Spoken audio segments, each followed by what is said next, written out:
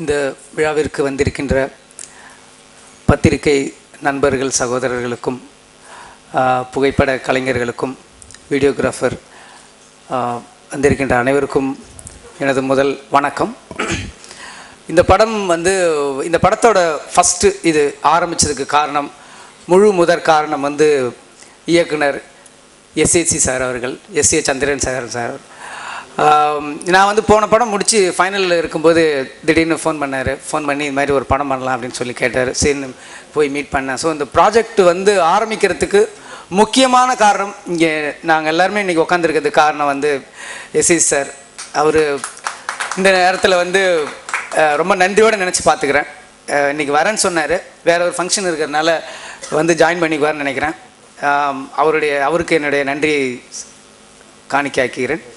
ரெண்டாவது இந்த படத்தோட ஃபஸ்ட்டு ஹீரோ விஜய் சார், அவரோட சேர்ந்து நான் ஒர்க் பண்ணுற முதல் படம். கிட்டத்தட்ட ஒரு 5 வருஷமானு இல்லை, நான் அசிஸ்டன்ட் டைரக்டராக இருந்து ஒரு படம் நாங்கள் 2 பேர் சேர்ந்து பண்ணணும்னு சொல்லி பிளான் பண்ணிகிட்டே இருந்தோம். அது என்னமோ தள்ளி போய்கிட்டே இருந்தது. ஒன்று நான் படம் முடிக்கும்போது அவர் இன்னொரு படத்தில் மிடில் இருப்பார், இல்லைனா இப்படி டைம் செட் ஆகாமல் இருந்துச்சு. இது காட் கிரேஸ் 2 பேருக்கும் ஒரு டைம் கரெக்டாக செட் ஆனதுனால ஒரு நல்ல ஒரு என்டர்டெயின்மெண்ட் படம் அப்படி வந்திருக்கு. நான் ஃபஸ்ட்டு விஜய் சார் நினைக்கும் போது நான் உண்மையிலே விஜய் சார் ரொம்ப பிடிக்கும். விஜய் சார் விட அந்த இமேஜ் எனக்கு ரொம்ப பிடிக்கும்.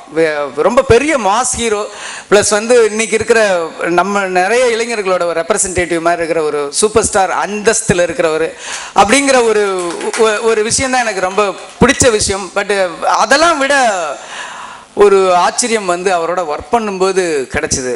ஏன்னா அது அவரோட ஒர்க் பண்ணுற ஃபஸ்ட்டு படம் ஒர்க் பண்ணுற எல்லா டைரக்டருக்குமே அந்த சர்ப்ரைஸ் இருக்கும்னு நான் கண்டிப்பாக சொல்லலாம்.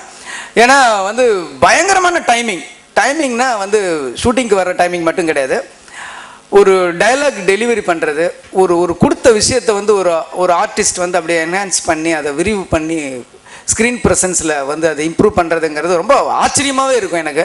நான் அது நிஜமாகவே அவர்கிட்ட எதிர்பார்க்கல. நான் ஒரு கமர்ஷியல் ஹீரோ, சரி இவரை எப்படி கண்ட்ரோல் பண்ணுறது, எப்படி பண்ணணும், இப்படி தான் நான் மைண்டு ப்ரிப்பேர் பண்ணிகிட்டு இருந்தேன். பட் போகும்போது அதுக்கெல்லாம் எனக்கு ரொம்ப வேலை மிச்சமாக இருந்தது. ரொம்ப பயங்கரமான ஒரு டைமிங் இருந்தது. ஈவன் பர்ஃபார்மன்ஸு, ஹியூமர், ஆக்ஷன், டான்ஸில் சொல்லவே வேணாம். அங்கே டான்ஸ் ப்ராக்டிஸ் பண்ணிட்டு இருக்கும்போது இங்கே உட்காந்து பார்த்துக்கிட்டே இருப்பார், அப்படியே நடிச்சு டான்ஸ் ஆடிடுவார். அதுக்கு திருப்பி ஒரு ப்ராக்டிஸ் பண்ணணும் அதுக்கப்புறம்ன்றதெல்லாம் இருக்கவே இருக்காது. அப்படியே உட்காந்து பார்த்துக்கிட்டே இருப்பார். அங்கே மாஸ்டரோட அசிஸ்டன்ஸ் ப்ராக்டிஸ் பண்ணிட்டு இருக்கும்போது பார்த்துட்டே இருப்பார்.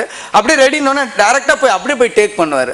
ரொம்ப ஒரு ஆச்சரியமான விஷயம். இன்னும் இந்த படத்தில் அவரை பற்றி நிறையா சொல்லணும்னா இந்த படத்தோட சீன்ஸை நான் சொல்ல வேண்டி வரும். அது ஆஃப்டர் ரிலீஸ் நான் சொல்லலான்னு நினைக்கிறேன். நிறைய லென்த்தி டைலாக், வேறு லாங்குவேஜில் இருந்தாலும் சரி, ஹிந்தியில் இருந்தாலும் சரி, இங்கிலீஷில் இருந்தாலும் சரி, நிறைய லென்த்தி டைலாக்லாம் அப்படியே பக்காவாக நான் பக்கத்தில் எப்பயுமே வச்சுருப்பேன். ஏன்னா பாம்பே பேக்ட்ராப்பு அப்படிங்கிறதுனால அந்த ஹிந்தி சும்மா நம்ம சவுகர்பேட்டை ஹிந்தி மாதிரி இருக்கக்கூடாது. ப்ராப்பராக பாம்பேல பிறந்த ஒரு இளைஞன், பாம்பேல இருக்கிற ஒரு தமிழன் பேசுகிற ஒரு ஹிந்தியாக இருக்கணும்னு சொல்லிட்டு பக்கத்தில் ஒரு அசிஸ்டண்ட் வச்சுக்குவேன். ரொம்ப லென்த்தி டைலாக் இருந்தாலும் சரி அப்படியே கரெக்டாக பேசுவார். நான் பேசுவேன், கேட்பேன், ஏதாவது விட்டுருக்காரா, சவுத் இண்டியன் பேசுகிற மாதிரி இருக்கா எப்படின்னா, இல்லை நோ இட்ஸ் பக்கா நார்த் இண்டியன் ஹிந்தி அப்படின்னு. ஸோ அந்தளவுக்கு ரொம்ப சர்ப்ரைஸ் பண்ணார். ரொம்ப ஆச்சரியமாக இருந்தது. இன்னும் சொல்லப்போனால் இதோட டப்பிங்லாம் கூட நாங்கள் பாம்பேல தான் பண்ணோம். அந்த பாம்பேல க்ரௌட் ஒர்க்லாம் பண்ணும்போது பாம்பேல இருக்கிற டப்பிங் ஆர்டிஸ்ட்டு ஆச்சரியப்பட்டு பார்ப்பாங்க. ரொம்ப வெரி குட் ஆர்டிஸ்ட், ரொம்ப க்யூட்டாக இருக்கார் அப்படின்லாம் சொல்லுவாங்க. எனக்கு அப்போ தான் ஒரு விஷயமே தோணுச்சு, விஜய் சாரை வச்சு கூடி சீக்கிரம் ஒரு நேரடி ஹிந்தி படம் பண்ணணும்னு ஒரு ஆசை கூட எனக்கு தோணுச்சு. அது கூட எப்படியா காட் கிரேஸ் இப்போது பிளான் பண்ண மாதிரி கூடி சீக்கிரம் அந்த ஆசையும் நிறைவேறுன்ற நம்பிக்கை எனக்கு இருக்குது. இந்த படத்தில் ஒரு பாடலும் பாடியிருக்காரு கூகுள்னு. நீங்கள் எனக்கு ஃபஸ்ட்டு விஷயம் விஜய் சாரோட ஃபஸ்ட்டு ஒரு 1 வீக்கில் அவரை மேக்ஸிமம் பிடிச்சிட்டேன். இவர் எவ்வளோ டேலண்ட்டுங்கிறத பிடிச்சிட்டேன். துப்பாக்கி படத்தில் விஜய் சாரோட மேக்ஸிமம் என்னவோ என்னால் முடிஞ்சதை நான் வெளில கொண்டு வந்திருக்கேன். இதுதான் அவரோட மேக்ஸிமம்னு சொல்ல முடியாது, என்னோட மேக்ஸிமம் என்னவோ அதை விஜய் சார்கிட்டேருந்து நான் வெளில கொண்டு வந்திருக்கேன். இது இந்த கூகுள் சாங்கில் நீங்கள் கேட்டிங்கன்னாவே புரியும். இந்த சாங் நான் சொல்கிறத விட அதை ஹாரி சார் தான் அதை பற்றி சொல்கிறார். இன்னும் ஒரு ப்ரொஃபஷனல் சிங்கர் பாடினா எப்படி இருக்குமோ அந்தளவுக்கு ரொம்ப அழகாக இனிமையாக இருக்கும் குரல். அதை பேலன்ஸ் பண்ணுறதுக்கு கூட பாடுற பாடகங்களை வந்து தான் ஆண்ட்ரியாவை தான் நாங்கள் வந்து பேலன்ஸ் பண்ண வேண்டியதாக இருந்தது. அவ்வளோ இது ஈவன் ஒரு 6 இயர்ஸ்க்கு அப்புறம் பண்ணுறாரு. நிச்சயமாக வந்து இது விஜய் சார் ரசிகர்களுக்கு எல்லாத்துக்குமே வந்து ஒரு பெரிய ஒரு மிலிட்ரி மீல்ஸ் அப்படியா இருக்கும் இது கண்டிப்பாக.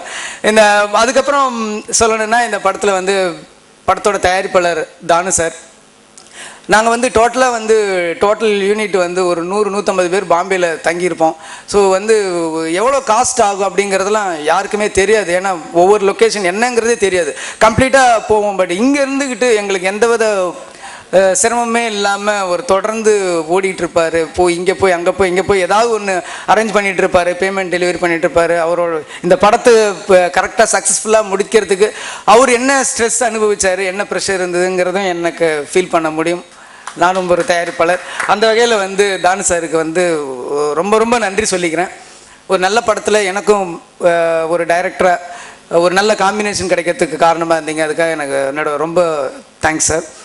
அப்புறம் வந்து சந்தோஷன் சார் வந்து சத்யன் சார் சொன்ன மாதிரி சந்தோஷன் சார் வந்து நான்லாம் வந்து அதான் ரோஜா தளபதியெலாம் பார்க்கும்போது நான் கனவு கூட கண்டதில்லை. தில்சையெல்லாம் பார்க்கும்போது இப்படிலாம் ஒரு கேமராமேன் வந்து என்னோட கதைக்கு வந்து லைட் பண்ணுவார், கேமரா வைப்பாருன்றதில் நான் கனவு கூட காணலை. ஈவன் மணி சாருக்கு அப்புறம் வந்து இந்த படம் தான் பண்ணுறாருன்னு நினைக்கும் போது எனக்கு ரொம்ப சந்தோஷமாக இருந்தது. இதில் வந்து என்னோட படத்தில் வந்து இது ஃபஸ்ட்டு உங்களோட அந்த ஏஎஸ்சிங்கிற அந்த அங்கீகாரத்தை வந்து டைட்டில் கார்டில் வரப்போகுதுங்கிறது எங்கள் படத்துக்கு கிடைச்ச ஒரு பெருமையாக நினைக்கிறேன் சார். ரொம்ப தேங்க்ஸ். இந்த படத்தில் வந்து ரொம்ப பியூட்டிஃபுல்லாக பண்ணதுக்கு ஒரு புது மேக்கிங் இருக்கும். நிறைய விஷயங்கள் மல்டி கேமரா யூஸ் பண்ணது அது அவ்வளோ ஃபாஸ்ட்டாக ஹேண்டில் பண்ணும்போது ரொம்ப ஆச்சரியமாக இருக்கும். இவர் வந்து இயற்கை வந்து இவருக்கு ஹெல்ப் பண்ணுதா இல்லை இயற்கையோட இவர் மிக்ஸ் ஆகி பண்ணுறாருன்ற மாதிரி ரொம்ப ஆச்சரியமாக இருக்கும்.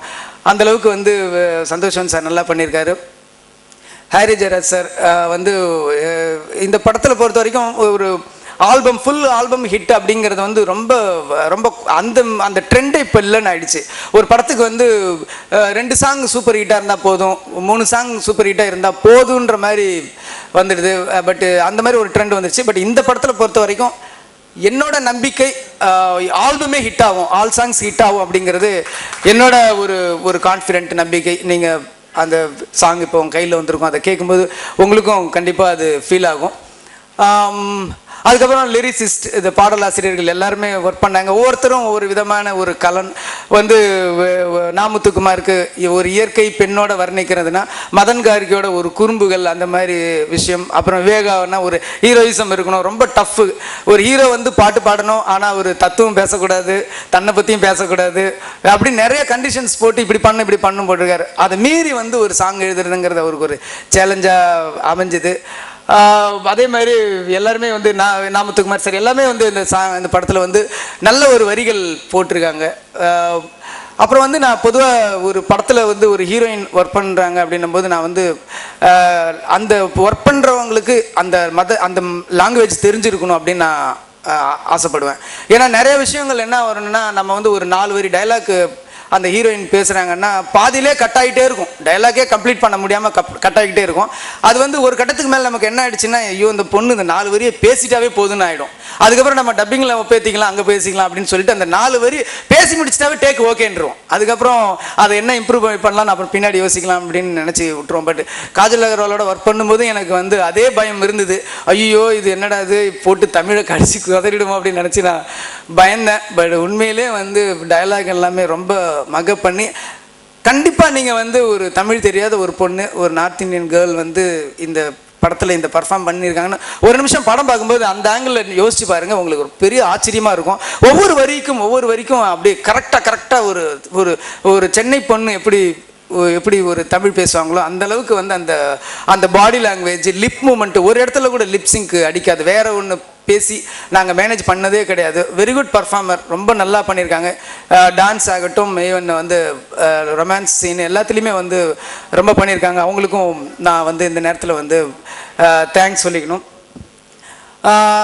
அதுக்கப்புறம் வந்து என்னோட யூனிட் மற்ற ஆர்ட் டைரக்டர் ஜெகன் ஒரு ஆர்ட் அசிஸ்டண்ட் கூட ரொம்ப நல்லா ஒர்க் பண்ணார். ஒரு விஷால்னு ஒரு ஏஜென்ட் ஷூட்டிங்கில் வந்து ஈவன் நான் சொல்ல போனேன்னா வந்து இந்த படத்தில் வந்து ஒரு ப்ரொடக்ஷன் மேனேஜர் கூட வந்து ஒரு ஜாஸ்தி வந்து நாங்கள் பப்ளிக் ரியல் லொக்கேஷனில் ஷூட் பண்ணிகிட்டே இருப்போம். ஏதோ ஒரு டிஸ்டர்பன்ஸ், யாரோ ஃபோன் பண்ணுவாங்க, திடீர்னு வந்து கேமரா தூக்கிட்டு போயிடுவாங்க. நாங்கள் உள்ளே போய் நாங்கள் உட்காந்து இறங்கி ஒரு 2 ஷாட் எடுக்கிறதுக்கு முன்னாடி போலீஸ் வண்டி வந்துடும்.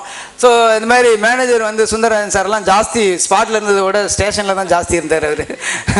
நாங்கள் ஷூட்டிங் பண்ணிகிட்டே இருக்கும்போது ஒரு போலீஸ் வண்டி வரும். நாங்கள் அதை மைண்டில் ஏற்றிக்கிட்டா ஷூட் பண்ண முடியாதுன்னு சொல்லிட்டு இங்கே ஷூட் பண்ணிக்கிட்டே இருக்கும்போது திடீர்னு பார்த்தா அந்த வண்டி அந்த கூண்டுக்குள்ளே அவர் உட்காந்து கை கட்டிகிட்டே போவார்.